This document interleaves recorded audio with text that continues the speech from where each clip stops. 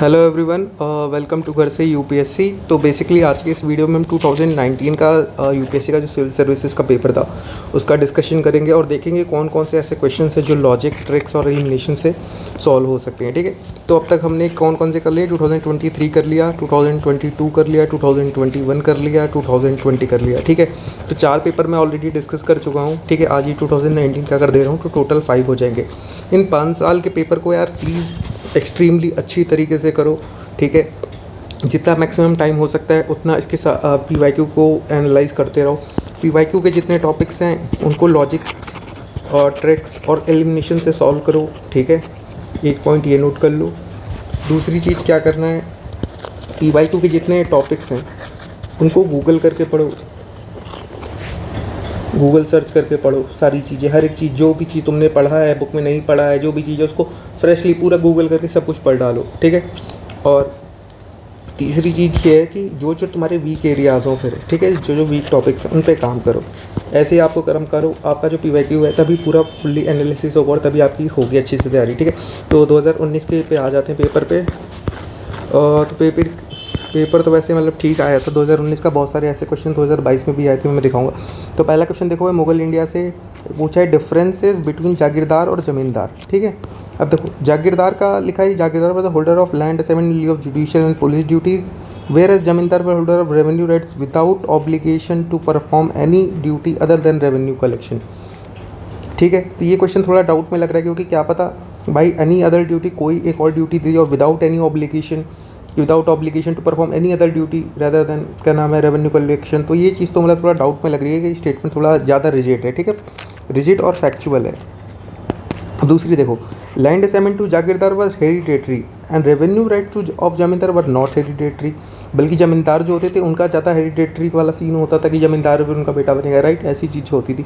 तो इसमें भी मुझे थोड़ा डाउट ही लग रहा है दोनों स्टेटमेंट में कि आप तो स्वैप कर दिया हो कि जागीरदार हेरिडेटरी होते हैं और जागीरदार नॉन हेरिडेटरी होते हैं और ज़मींदार हेरिडेटरी होते हों। तो देखो इसमें तो नाइदर वन नाइदर टू। ठीक है, फैक्चुअल स्टेटमेंट थी।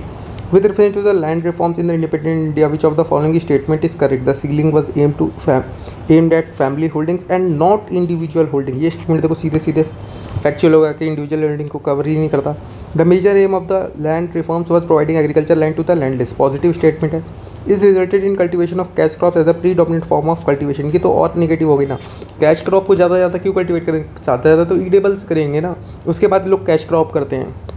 और लैंड रिफॉर्म का ये क्रॉप कल्टिवेशन से क्या मतलब? फिर तीसरा, land reform permitted no exemptions to the ceiling limits. कोई भी एग्जाम्पशंस नहीं दी थी। ये तो कैसे हो सकता है, कोई तो एग्जाम्पशंस दी होगी ना, मतलब सीलिंग लिमिट्स पे कोई एक इंडिविजुअल इंसान है उसके लिए मे बी सीलिंग लिमिट अलग हो, उसके लिए अलग हो, या फिर कुछ एग्जाम्पशंस दी होंगी कि इतनी लिमिट के अंदर अगर अंदर आपका है तो फिर आप नहीं होगे, राइट। तो देख रहे हो, एक ही 3 स्टेटमेंट जो है यहाँ पे वो नेगेटिव नेचर की है, एक ये बस आपकी यहाँ पॉजिटिव नेचर की, जो आपका वो भी आपका करेक्ट आंसर है बी। फिर देखो, ग्लोबल कम्पिटिटिवनेस रिपोर्ट, ऐसी रिपोर्ट जहाँ पे आती है तो वहाँ पे कहाँ आ जाता है, अब मॉनेटरी फंड, ये मनी से रिलेटेड चीज़ें होती है वो उसमें डील करता है। वर्ल्ड बैंक सेम मनी की चीज़ में रिलेट करता है। कंपटीशन 2 चीज़ में होगा, एक ट्रेड हो गया यहाँ पे और इकोनॉमिक फोरम, ये दोनों चीज़ें बची। और ऐसी रिपोर्ट मोस्टली कौन निकालता है? ग्लोबल कॉम्पिटिटिव, ये सारी निकालता है global economic forum. Global economic forum आपका इसका राइट आंसर है। फिर देखो, चार्टर ऑफ 1813, ये भी वो हिस्ट्री का एक सिंपल सा क्वेश्चन है, तो चलो स्पेक्ट्रम अगर आपने पढ़ी है तो उससे आप कर लोगे ये। फिर अगले क्वेश्चन पे आ जाते हैं, स्वदेशी मूवमेंट।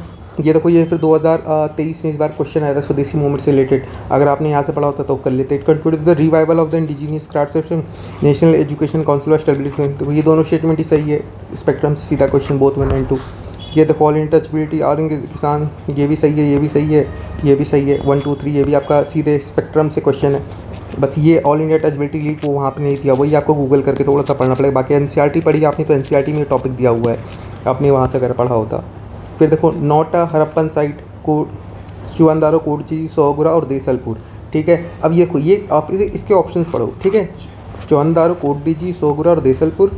और अगला क्वेश्चन पढ़ो, in which of the following relief inscription Rani Ashoka is mention along with the stone portrait of Ashoka. यहाँ पे भी देखो ऑप्शन में सोगुरा दिया हुआ है। ठीक है, और यहाँ पे भी दिया हुआ है।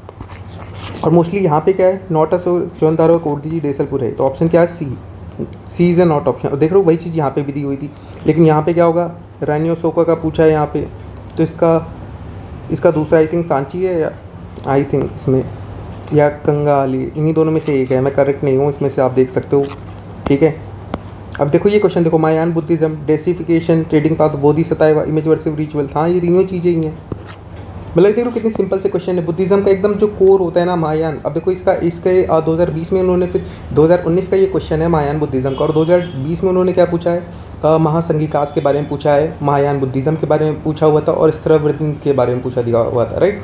और लोकवर्ता सेक्ट के बारे में, लोकवर्ता है लोकवर्दिन ऐसे करके सेक्ट है, उसके बारे में पूछा हुआ था, वो भी महासंघिकास का ही है। तो देख रहे हो क्वेश्चन वहीं से फ्रेम होते हैं, टॉपिक वही होते हैं और वहीं से चीज़ें निकलती हैं। फिर देखो फोर्स्ड लेबर, गुप्ता पीरियड के बारे में, गुप्ता पीरियड से उसके बाद उन्होंने 2022 के पेपर में पूछ लिया था, राइट। और इन्होंने फिर देखो मॉरियंस के बारे में भी पूछा था, कौटिल्य के टाइम पे जो फोर्स लेबर था उसके बारे में इन्होंने कंपैरिजन में पूछ लिया था। कंपैरिजन नहीं मतलब कौटिल्य की अर्थशास्त्र के अकॉर्डिंग जो लेबर होता है उसका ट्रीटमेंट क्या हुआ, 2022 का पेपर में आया हुआ था, राइट। अब ये देखो यहाँ पे भी इट वाज कंसीडर्ड एज, अब देखो इस क्वेश्चन को कैसे सॉल्व करना है, ये तो कहीं मान लो तुमने विष्टि के बारे में नहीं पढ़ा है, ऐसी स्टेटमेंट्स करेंगे तो कैसे करना है। It was considered as a source of income for the state, a sort of tax paid by the people. चलो ठीक है मान लेते हैं। It was totally absent in the Madhya Pradesh and कैथा रीजन ऑफ गौतम। ये तो देखो टोटली एब्सेंट, सीधे सीधे एक नेगेटिव रिजिड स्टेटमेंट काट दो। The force labour was entitle to weekly wages. अगर फोर्स लेबर है तो उसको वीकली वेजेस क्यों मिलेंगी, सिंपल सी बात है, फिर तो नॉर्मल लेबर हो गया ना, तो फोर्स लेबर कहाँ से जब आप उसको वीकली वेजेस दे रहे हो।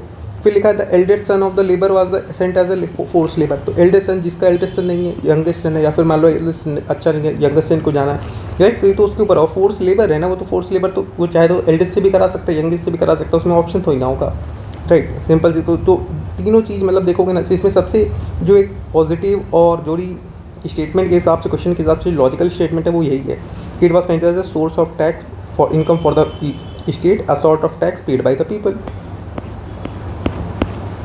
फिर देखो कल्याण मंडपा, हर साल एक क्वेश्चन आता है विजयनगर से। विजयनगर देखो सीधे थीम बेस्ड है ये क्वेश्चन, कि आपको अगर हर साल आता है, अगर आपको ये पता है ऑप्शन में विजयनगर है तो आप विजयनगर के साथ जा सकते हो। अगर नहीं पता कल्याण मंडपा, वैसे ये टेम्पल आर्किटेक्चर का टॉपिक है, टेम्पल आर्किटेक्चर से हर साल एक दो क्वेश्चन आते हैं जनरली अल्टरनेटिव ईयर्स में, तो आप टेम्पल आर्किटेक्चर देख के जाना।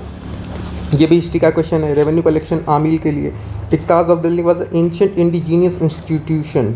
फिर यहाँ office of Mir Bakhshi came into the existence during the reign of Khalji sultanate. तो क्या पता उसके पहले आया हो, ऐसा भी तो हो सकता है कि पहले भी तो आ सकता है, राइट। और iqta system was ancient indigenous institution, तो क्या पता नहीं हो, राइट। तो ये दोनों भी हो सकते हैं। यहाँ पे आमिल है, यहाँ आमिल का भी हो सकता है कि आप कुछ और बोलते हो, राइट। तो दूसरा तो अपने को सीधे सीधे पता है कि एंशिएंट इंस्टीट्यूशन मतलब इक्ता सिस्टम क्यों होगा, ये इंडिया का इक्ता सिस्टम उसका नाम है।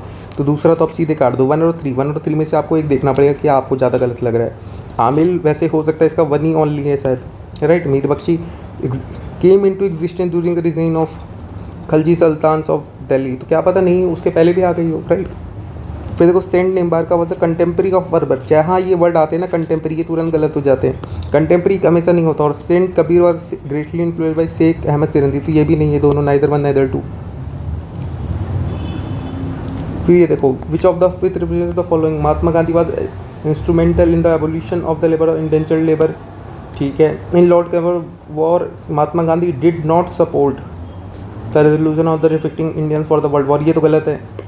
उन्होंने फर्स्ट वर्ल्ड वॉर में किया था। ये स्पेक्ट्रम का, अगर आपने स्पेक्ट्रम पढ़ी तो स्पेक्ट्रम से नॉर्मली क्वेश्चन सॉल्व हो जाता आपका, 2 to 2 कैंसिल यहाँ पे आ जाता आपको सीधा। और बाकी वैसे भी आप ये कर सकते थे, जैसे अगर ओनली पेयर वाला क्वेश्चन आता है, राइट। मान लो यहाँ लिखा होता only 1 pair, only 2 pair, only 3 pair, only 4 pair, नहीं मतलब इतना नॉट द मान लो, ठीक है। तो अब आपको पता है एक तो रॉन्ग है और यूपीएससी 3 में से तीनों तो रॉन्ग देगी नहीं, राइट। सिंपल सी बात है कि तीनों की तीनों रॉन्ग बनाया, 3 में से सिर्फ एक सही बनाया, तो मोस्टली चांसेस होते हैं कि 3 में से 2 सही होने का। और आपको पता है एक रॉन्ग है तो मतलब या तो एक सही होगा या तो 2 सही होगा, तो इसमें आप मोस्टली ओनली 2 पेयर के लिए जा सकते हो वैसे। फिर देखो पीसी नहीं होगी, कम्युनिस्ट पार्टी ऑफ इंडिया, केसी नहीं होगी, कॉन्स्टिट्यूएंट असेंबली, तेज बहादुर सप्रू, लिबरल फ्रंट फेडरेशन। तो हाँ इसमें भी 1 2 3 है तीनों, ये भी अगर आपने इसमें से पढ़ा है, ये केसी नहीं होगी आपको लक्ष्मीकांत से भी हो जाता है फर्स्ट चैप्टर से। बाकी अगर आपने, और पीसी जोशी आपका स्पेक्ट्रम से हो जाता अगर आपने इनके बारे में थोड़ा पढ़ा होता। और बाकी अभी तक नहीं पढ़ा तो इनके बारे में पढ़ लो। तेज बहादुर सप्रू यूपीएससी के टॉपिक है, PYQ मतलब पूछते रहते। केसी नहीं होगी भी पूछ चुके हैं, पीसी जोशी के बारे में भी पहले पूछ चुके हैं। मियान तानसेन, यहाँ पे देखो Tansen was title given to by emperor Akbar. Fact आ गया, Tansen compose dhrupad on Hindu gods and goddess, तो हो सकता है हिंदू था, लोग गॉड एंड गॉडेस के लिए Dhrupad. Tansen compose song on his patron, तो हो सकता है पैट्रन के किसी स्पेसिफिक पैट्रन का नाम नहीं दिया है। तानसेन इन्वेंटेड मेनी रागस, तो हाँ मेनी रागस में क्या बता, बहुत सारे रागस इन्वेंट किए हो। एक कोई भी किया हो, राइट। कोई फैक्ट नहीं है इन तीनों में, ये तीनों जनरल स्टेटमेंट है, तो यहाँ पे सीधे नॉट करेक्ट तो यही आ जाएगी ए वाली, सिंपल सा। फिर देखो, who among the following Mughal emperor shifted the emphasis from illustrated manuscript to album and individual impro portrait. तो ये तो तुमने अगर पढ़ा है तो तुम्हारा क्वेश्चन हो पाता। मोस्टली अगर नहीं आता तो वैसे लोग अकबर मार के आते, क्योंकि थीम बेस्ड पे, बाकी यहाँ पे जहांगीर है, राइट आंसर। मैं अगर इस क्वेश्चन को उस टाइम पे हॉल में अटेंड कर रहा होता मैं तो अकबर मार के आता, क्योंकि अकबर ही मोस्टली होता है। जैसे 2022 का पेपर में आया हुआ था, एक आया था ना योग वशिष्ठ करके। अब उसमें क्या था, उसमें सिंपल सी योग वशिष्ठ पता नहीं था किसी को, योग वशिष्ठ कहाँ से क्या रिलेट करती है, लेकिन ऑप्शन में अकबर था, अकबर ही सबसे ज़्यादा उसमें लिबरल था, और तो उससे हो जाएगा। बाकी ये क्वेश्चन आपका एनसीईआरटी में भी दिया हुआ है, ये अगर आपने एनसीईआरटी पढ़ा है तो एनसीईआरटी से क्वेश्चन सीधा सीधा आपका हो जाता कि एनसीईआरटी में ये एल्बम और मैन्युस्क्रिप्ट्स के बारे में दिया है, मिनिएचर्स पेंटिंग के बारे में, ये पूरा जहांगीर के टाइम का। विच of the following completely line temperate alpine zone, completely लिखा है मानस, मानस तो नहीं होगा, असम में होता है, right. Namdapha, Neura valley, valley of flowers. अब नामदफा भी अरुणाचल में, लेकिन यहाँ पे लिखा है completely in temperate. Neura valley ये भी हटा दो, वैली ऑफ फ्लावर उत्तराखंड में ऊपर पड़ता है सीधे, completely in temperate alpine zone. आपका आंसर आ गया डी। फिर देखो अटल इनोवेशन मिशन, अटल इनोवेशन मिशन, ठीक है। अब ये क्या है, department of science technology, labour and employment, skill development, entrepreneurship. बेटा अटल इनोवेशन मिशन, वैसे तो अगर आपको इसमें अगर थोड़ा न्यूज़ वगैरह पढ़ते हो तो पता होता आपको कि ये नीति आयोग से, क्योंकि उसमें आता रहता है। बाकी ये सारे क्वेश्चन ऐसे हैं कि थोड़ा इसमें आपको उस पर जाना पड़ेगा। अब जैसे ये लेबर और ये स्किल डेवलपमेंट, ये दोनों टॉपिक एक जैसे हैं, साइंस एंड टेक्नोलॉजी ये अलग है, नीति आयोग एडमिनिस्ट्रेशन से रिलेटेड है, राइट।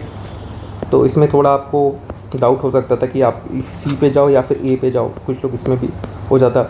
अभी 21 जून दुस्सन है, horizon does not set below the horizon, ये तो ज्योग्राफी का क्वेश्चन, अगर आपने ज्योग्राफी पढ़ी है थोड़ी तो आप इसको कर लेते। हम देखो 10 knots below the horizon at Arctic Circle, 10 knot below at the Antarctic Circle, ये दोनों ऑप्शन देखो एक जैसा। Shines vertically over at the noon at the equator, shines vertically over at the Tropic of Capricorn, ये देखो ये option एक जैसा, या तो इसमें से होगा या तो इसमें से होगा, इन्हीं दोनों में से आपको एक निकालना होता है। 50-50 पे आप ऐसे करके निकाल सकते थे इसको। तो ये देखो, विच one of the following group plant were domesticated in the new world and introduce in the old world, मतलब डोमेस्टिकेट किया गया उसको नए वर्ल्ड में, लेकिन इंट्रोड्यूस पुराने वर्ल्ड में किया गया था। अब देखो टोबैको, कोकोआ, रबर, ठीक है। Tobacco, cotton, rubber. अब कॉटन यहाँ पे एक है, तो कॉटन जो था हमारे, तो ये तो ओल्ड वर्ल्ड में भी था, कॉटन, कॉफ़ी, शुगर केन, तो कॉटन पहले भी था, कॉफ़ी का छोड़ दो, रबर, कॉफ़ी, वीट, और वीट भी देखो, वीट भी पहले था।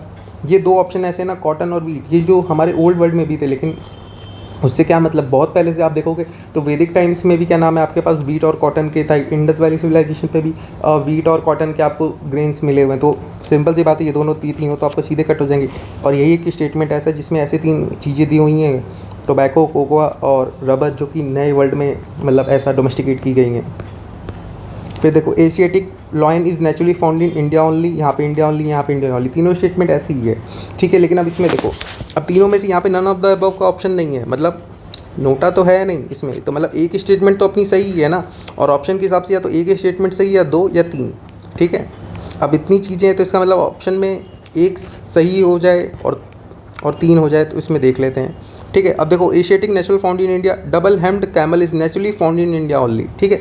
अब अपने को इन तीनों में से एक तो पहले गलत बनानी है। One horn dinosaurs is naturally found in India only. अब देखो, वन हॉर्न डायनासोरस ये क्या है कि अब ये कहाँ, राइनोसोरस कहाँ पाया जाता है, असम के साइड में। अब असम का बॉर्डर लगता है भूटान से, ठीक है, और इधर साइड आपका नीचे बांग्लादेश आपका पड़ जाता है, राइट, मेघालय के बाद। तो उसके लिए क्या है, अब देखो ये क्या नाम है, असम में है, अब क्या पता या मान लो भूटान में अगर चला जाए, राइट, तो naturally found in India only, क्या पता भूटान में भी पाया जाता, भूटान के बगल में भी वहाँ पे काफ़ी सारे वो नेशनल पार्क है। तीसरी स्टेटमेंट तो यहाँ से रॉन्ग हो जाएगी, बचा 1 और 2। अब इन दोनों में से एक सही है। डबल हम्ड कैमल, तो कैमल मोस्टली यार देखो वहाँ पे भी पाए जाते हैं, आपके मिडिल ईस्ट वाला जो रीजन है, राइट, तो वहाँ पे भी तो कैमल होते ही हैं। बस एक तो दूसरा भी मोस्टली गलत ही कर दो, क्योंकि एशियाटिक लॉइन ही ऐसा है जो कि सिर्फ इंडिया में नेचुरली फाउंड होता है, राइट, और कहीं तो पाया नहीं जाता। तो ऐसे आप कर सकते थे मोस्टली। अब हम्पी, ये मालप्रभा, तिरुचिरापल्ली, कावेरी, पांडरपुर, चंद्रभागा, ये आपने अगर पढ़ा होता हिस्ट्री, और हम्पी के बारे में तो हमेशा क्वेश्चन पूछा जाता है। हम्पी कर्नाटका के जितनी है ना रीजन वाला, ये विजयनगर के टाइम का और उसके पहले का जो भी वहाँ के रीजन में किंगडम्स रहे हैं मोस्टली, ठीक है, उन सब के लिए क्या नाम है, आप थोड़ा ये पढ़ के ही जाना, ठीक है। तो यहाँ से आपके ये हो जाएंगे, ये तो हिस्ट्री वाले ऐसा हैं। बाकी in the given year official poverty line in year some state in others because poverty rate vary from state to state, price level vary from state to state, gross product varies from state to, quality of public distribution। अब देखो इन सब में से देखो official poverty lines are higher in some state and others. अब देखो quality of distribution से यार मतलब पॉवर्टी लाइन का रिलेशन तो कुछ होगा नहीं, डी आप सीधे सीधे हटा दो। अब ये कह रहे हैं कि ऑफिशियल पॉवर्टी लाइन अलग अलग जगह पे, क्योंकि पॉवर्टी रेट अलग अलग हर स्टेट में अलग अलग है। ऑफिशियल पॉवर्टी लाइन तो पूरे एक उसकी एक ही होती है ना, और बोलेंगे ऑफिशियल पॉवर्टी लाइन जो कुछ जगह पे ज़्यादा है कुछ जगह पे कम है, ठीक है। तो इसका मतलब ये तो है ना कि पॉवर्टी रेट कहीं, अब ये भी तो हो सकता है price level vary from state to state. अब 8% क्या नाम है पॉवर्टी रेट है अगर मान लो, तो उसमें से क्या है, अब वो 8% पे तो वो कहीं से भी हो सकती है ना, यहाँ पे इनकम ज़्यादा है तो वहाँ पे ज़्यादा होगी मुंबई के लिए। अब और मान लो कहीं पे ऐसे 3rd टायर सिटी है तो वहाँ पे कम होगा, राइट। वहाँ पे के लिए 10,000 भी बहुत ज़्यादा, मतलब गांव के लिए बहुत ज़्यादा वो है कि आप भाई अच्छे उसमें आ रहे हो, और कहीं मुंबई में जैसी जगह पे 10,000 तो बहुत कम है, राइट। सिंपल सी चीज़ में तो प्राइस लेवल मोस्टली यहाँ पे ज़्यादा हो सकता है, और जीडीपी का तो रिलेशन होगा नहीं official poverty line of the state से, ठीक है। तो ए और बी में से आपको कन्फ्यूज़न हो सकती थी, पॉवर्टी रेट या फिर प्राइस लेवल। तो मोस्टली इसमें प्राइस लेवल सही है अगर आपको थोड़ा डेप्थ में जाके आप करके आते। फिर in which of the following some scientist suggest the use of cirrus cloud thinning technique, ठीक है, an injection of sulphate aerosol into the atmosphere creating artificial rain in some region, reducing the frequency intensity of tropical cyclones, reducing the adverse effect of solar wind, reducing the global warming। तो इसमें simply क्या है, ये cloud thinning technique क्यों use की जाती है, mostly किस लिए, आपके लिए ग्लोबल वार्मिंग के लिए, कि ग्लोबल वार्मिंग को रिड्यूस किया जाए। क्योंकि सर्कस क्लाउड्स क्या होते हैं, सर्कल क्लाउड्स अगर आपने ज्योग्राफी में पढ़े होते तो आपको पता होता है, और मोस्टली ये रिस्पॉन्सिबल किस चीज़ के लिए होते हैं, ये रिस्पॉन्सिबल होते हैं जो इंफ्रारेड जाती है उसको एब्जॉर्ब करके अर्थ को हीट करने के लिए। तो इसीलिए क्लाउड थिनिंग, क्लाउड को क्या थिन किया जाता है, मतलब क्लाउड को यहाँ से डिस्पर्स किया जाता है ताकि जो वो रेज हैं वो जा सकें और अर्थ का जो टेम्परेचर है वो ज़्यादा ओवर हीट ना हो, राइट। तो ग्लोबल वार्मिंग के लिए मोस्टली ये होता है। बाकी इसमें ए और डी में आप जा सकते थे, और ए और डी में आपको थोड़ा ये होता है क्योंकि एक और होता है सल्फेट एरोजोल जो होता है जिससे आर्टिफिशियल रेन भी कराई जाती है इन सम रीजन्स, राइट। वो भी चीज़ होती है। तो मोस्टली अब यहाँ पे आप इन दोनों में आप थोड़ा कंफ्यूज हो सकते थे कि 50-50 देख लो। तो यूपीएससी ऐसे ही बना, बाकी ऐसी चीज़ों में ना आप एक ब्रॉडर आंसर सुना करो, ब्रॉडर आंसर आपको चुनना चाहिए। जैसे यहाँ पे लिखा सिर्फ artificial rain in some reason और रिड्यूसिंग ग्लोबल वार्मिंग, तो ग्लोबल वार्मिंग को रिड्यूस करना एक ब्रॉडर कॉन्सेप्ट है। इसकी वजह से आप ग्लोबल वार्मिंग भी रिड्यूस कर सकते हो और यहाँ पे एक आर्टिफिशियल रेन भी करा, इसमें ये वाला ऑप्शन जो है इंक्लूडेड हो जाएगा, राइट। तो ये थोड़ा स्पेसिफिक हो जाएगा, ये थोड़ा ब्रॉड है। तो हमेशा यूपीएससी के एग्जाम में कहीं भी अगर आपको ऐसा लगे कि दो ऑप्शन सिमिलर लग रहे हैं और एक स्पेसिफिक सेंस में बात कर रहा है, एक थोड़ा ब्रॉडर सेंस में बात कर रहा है, तो हमेशा ब्रॉडर सेंस वाले के लिए जाना, ठीक है। In which of the following terms pyrolysis plasma gasification mentioned, तो ये क्या है, rare earth, natural gas, hydrogen fuel, waste tube, energy technologies. तो मोस्टली क्या है ये पायरोलिसिस, अगर आपने इन्वायरमेंट थोड़ा सा भी पढ़ा है तो आपको पता होता है, यूपीएससी का पीवाईक्यू भी है ये, वेस्ट टू एनर्जी टेक्नोलॉजीज़। फिर अगला अगस्तमलई बायोस्फीयर रिजर्व, अगस्तमलई ये कहाँ के साइड पे है, ये केरला वगैरह साइड में, ठीक है, केरला के ऊपर बॉर्डर पे, ऐसा कर्नाटक और यहाँ पे नीचे साइड। अब देखो यहाँ पे अब देखते हैं अपने को क्या क्या नाम है नहीं है इसमें, ठीक है। पापीकोंडा, अब जैसे हो गया पापीकोंडा यहाँ नहीं है, नागार्जुना श्रीशैलम ये देखो ये भी आंध्रा में है, ये भी उधरी साइड है। Mudumalai Sathyamangalam, Wayanad, silent valley, Neyyar Peppara sanctuary wild life sanctuary, Kalakkad Mundanthurai tiger reserve.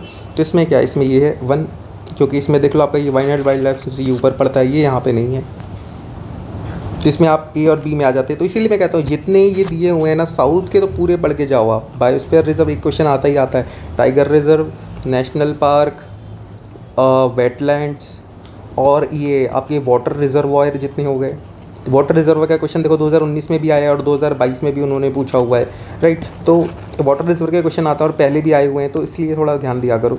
अब देखो some species of turtle herbivorous, some species of fish are herbivore, some species of marine herbivore, some species of snakes are viviparous. हाँ ठीक है, चारों एक general statement है, कोई ऐसा रिजिड फैक्ट्स नहीं है, तो चारों की चीज़ों सही हो गई। फिर देखो blue fin mahseer, Kaveri river, Irrawaddy dolphin, Chambal river, rusty spotted cat, Eastern Ghat. तो इरावती चंबल रिवर में नहीं पाई जाती है, सिंपल सी चीज़। दूसरा तो आपका सीधे सीधे रॉन्ग हो जाएगा, तो सीधे 1 और 3 आ गया।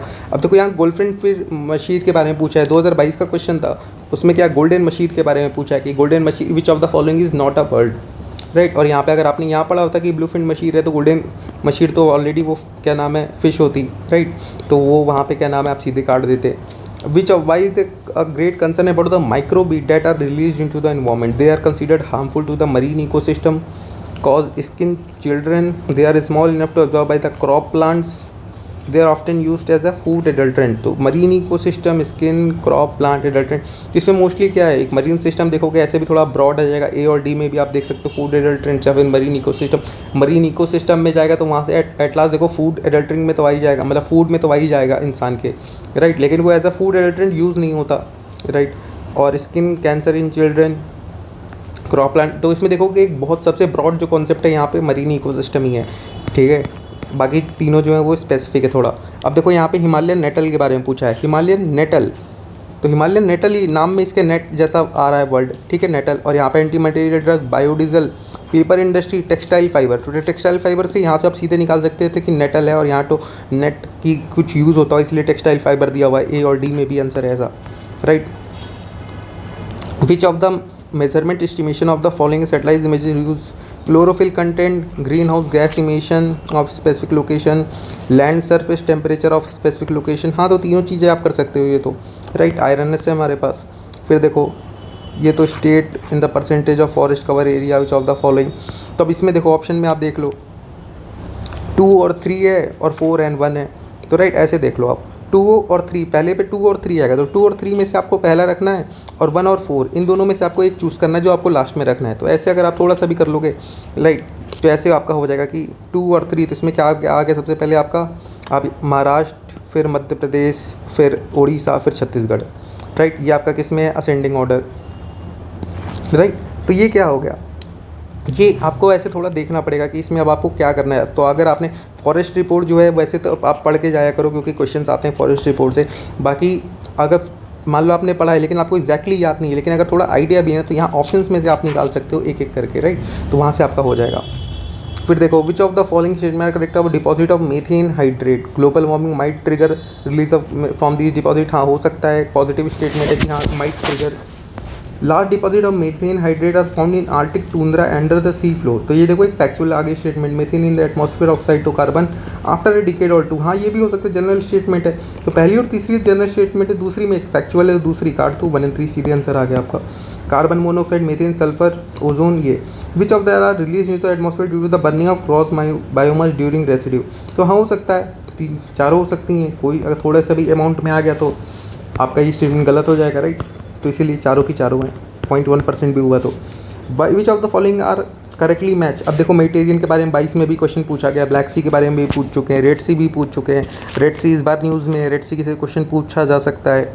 मेडिटेरियन से बॉर्डर लगता है इसराइल वगैरह का, तो ये भी पूछा जा सकता है। अब ये देख लो इसमें मेडिटेरियन से मोरक्को, हाँ लगता है। अब वैसे 5 में से 3 का रूल चलता है, तो मतलब ऐसे देख लो 1, 4, 2 और 3, 2 और 3 में से क्या नहीं है, 2 में तो ब्लैक सी से क्रोशिया नहीं लगता, तो 2 आप काट दो, 1, 3, 4 आपके आंसर आ जाएगा। बाकी ऐसे तो आपको पता ही कज़ाकिस्तान यहाँ से ये लगेगा, रेड सी से सीरिया नहीं लगता है, ब्लैक सी से क्रोशिया नहीं लगता है, एड्रियाटिक से अल्बानिया लगता है, तो 1, 3, 4 ऐसे भी आंसर आ गया आपका अगर पढ़ा है आपने। बाकी वैसे भी कर सकते हो, 5 में से 3 मोस्टली जनरली होता है। मैं ये नहीं कह रहा हूँ कि हमेशा अगर आप मान लो 10 क्वेश्चन अटैम्प्ट ऐसे इस रूल से करोगे तो मोस्टली आपके 5 सही हो सकते हैं और 5 गलत भी हो सकते हैं, तो 50-50 के चांस होते हैं, राइट, हमेशा। तो उस चीज़ को देख के रहना, अगर थोड़ी अच्छी प्रैक्टिस हो गई तो क्वेश्चन को भी समझ के नॉलेज बेस पे भी कर रहे हो तो आप थोड़ा कम कर सकते हो, 7/10 जा सकते हो। अब देखो largest exporter of rice in the world in the last 5 years, तो अब म्यांमार, वियतनाम तो होंगे नहीं क्योंकि इंडिया चाइना तो सबसे बड़ी इन सब चीज़ों में है, तो अब या तो इंडिया होगा या तो चाइना होगा। और यूपीएससी क्वेश्चन दे रही है तो मतलब विच of the following in the world in the last 5 year, जरूरी है चाइना का क्यों पूछेंगे, इंडिया का ही बोलेंगे यार, चाइना से तो उतना होता है नहीं। इंडिया के फेवर में कुछ चीज़ हुई होगी तो इसलिए मे बी इंडिया का नाम आया होगा, तो इसलिए इंडिया आ जाएगा सीधे सीधे। फिर देखो ये देखो ये क्वेश्चन, ये 5 है, यहाँ पे अगर हम 5 का 3 रूल लगाएं, ठीक है, 5 में से 3 सही है, ठीक है, तो 1, 2, 4, 1, 3, 4, ठीक है। अब 2, 3 में से हमें देखना है, राइट, यहाँ पे इसके हिसाब से। लेकिन है क्या, अब अपने को ये पता है कि चौथा यहाँ पे सही है, सियाचिन नुब्रा, ठीक है, ये अपने को पता है। जेमू मानस, लेकिन जेमू से मानस नहीं जाती है, अपने को 5वें का ये गलत पता लग गया। सियाचिन और नुब्रा में ये है। अब इसमें देखो 2 और 3, 12 शिगड़ी, चेनाब, मंदाकिनी, तो इसमें से 50-50 में आप देख सकते हो इसमें आंसर अपना कि आपका कौन सा सही है, ठीक है। एक आपको पता है कि चौथा तो सही होगा कि सियाचिन के पास से ही नुब्रा है, ठीक है। ये क्वेश्चन देखो 2021 में भी आया हुआ है आई थिंक, कि सियाचिन ग्लेशियर इस ईस्ट ऑफ नुब्रा वैली, देखो तो यहीं से क्वेश्चन बनता है, यही फ़ायदा होता है PYQ करने का, ठीक है। क्या पता इस बार और पूछ ले। और जेमू ग्लेशियर का भी UPSC पहले भी पूछ चुकी है।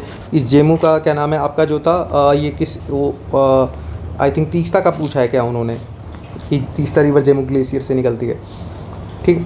अब ये क्वेश्चन देखो, in India the use of carbofuran methyl parathion phosphate triazophos which as a chemical use in the cosmetics, fruit ripening, process foods और पेस्टिसाइड। तो ये ट्राइजोफोस जो है ये पेस्टिसाइड है मोस्टली, तो ये यूज़ होता है उसमें। बाकी ये UPSC ने एक बार और भी पूछ चुकी है 2007 या 8 के बीच में, राइट। तो ये क्वेश्चन PYQ से। बाकी अगर आपने ऐसे इसको पढ़ा होता तो इसको अब क्या करना है, आप इसको गूगल करके पढ़ के जाना सारी चीज़ें। और अंदर अब देखो ये क्वेश्चन कैसे सॉल्व करने हैं ऐसे वाले। आपने वेटलैंड पढ़ा है, रामसर कन्वेंशन भी पढ़ा है, लेकिन अब ये देखते हैं कि ये क्वेश्चन कैसे होगा। देखो, under Ramsar convention mandatory on the part of the government to protect and conserve all the wetlands in the territory of India. तो ऐसा तो नहीं है सारे वेटलैंड को प्रोटेक्ट करना, पहला तो सीधे गलत था। Wetland conservation rules were framed by government of India based on the recommendation of Ramsar convention. Ramsar convention 1972 में हुई थी, ये 2010 के रूल्स है, तो क्या पता नहीं भी हो सकता है। The wetland rules also encompass the drainage area of the catchment region of the wetland at determined by the authority. तो हाँ ये हो सकता है तीसरा। बाकी के पहले और दूसरे तो मतलब रॉन्ग लग रहे हैं मुझे, पहला तो वैसे ही रॉन्ग है अगर आपने थोड़ा सा वेटलैंड के बारे में पढ़ा, PYQ है ही।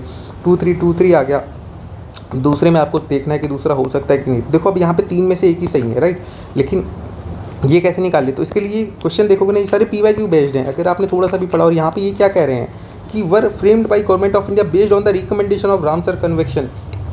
तो वेटलैंड कंजर्वेशन और रूल्स है वो रामसर कन्वेंशन के अकॉर्डिंगली क्यों होंगे। और यहाँ पे भी कह रहे हैं रामसर कन्वेंशन जो है वो कहता है protect and conserve all the wetland in the territory of India. वो उसके लिए ना कहते हैं, वो तो बस वही कहते हैं जो कि उनके प्रोटोकॉल के अंडर में आते हैं, राइट। रामसर साइट जो होती हैं आपको उनको प्रोटेक्ट करना होता है मोस्टली।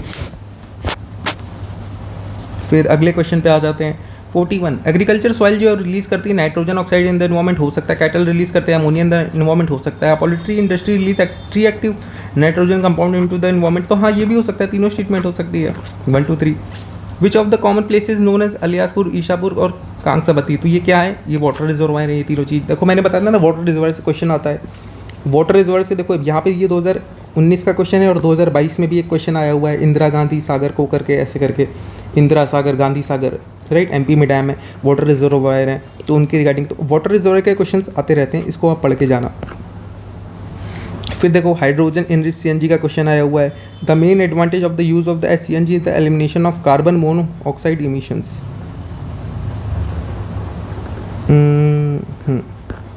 अब देखो the main advantage of the use of the HCNG is the elimination of carbon monoxide, elimination लिखा है, is the elimination of carbon monoxide. इस तो एलिमिनेशन वर्ड पे ध्यान देंगे थोड़ा, ठीक है। HCNG S fuel reduces carbon dioxide and hydrogen elimination. देखो यहाँ पे रिड्यूस की बात कर रहा है, यहाँ कह रहा है एलिमिनेट की बात कर रहा है। तो एलिमिनेट क्या पता ना करें, तो पहला शेप में ऐसे क्रॉस कर देते हैं। HCNG make the fuel less expensive than CNG। एक CNG है, अब उसका एक नया वर्जन आ रहा है HCNG, तो जाहिर सी बात है उससे तो थोड़ा महंगा ही होगा ना, कोई एक नया वर्जन है तो पुराने वाले से थोड़ा सा तो महंगा ही होगा, अगर वो ज़्यादा इफेक्टिव है, राइट। तो मेक द फ्यूल लेस, तो ये तो मतलब वो हो गया कि तीसरी भी थोड़ी डाउट में चल रही है, तो इसमें देख लेते हैं। पहली तो रॉन्ग है, 2 3 और 4, पहली रॉन्ग है 2 3 और 4। देखो 2 3 अपने को पता है सही है, तो और 4 का ऑप्शन दिया नहीं है 2 3 4 के साथ, तो आ गया आपका। Why are dew drops not from the cloudy night, cloud absorb the radiation released from the earth surface, cloud reflect back the earth radiation. The earth's atmosphere would have low temperature on cloudy nights, the cloud deflect the blowing wind to the ground level. जिससे mostly क्या होगा, B वाला answer सही होगा अगर आपने geography पढ़ी है, ठीक है। NCERT का दिया हुआ है वैसे ये क्वेश्चन, NCERT में दिया हुआ है ये।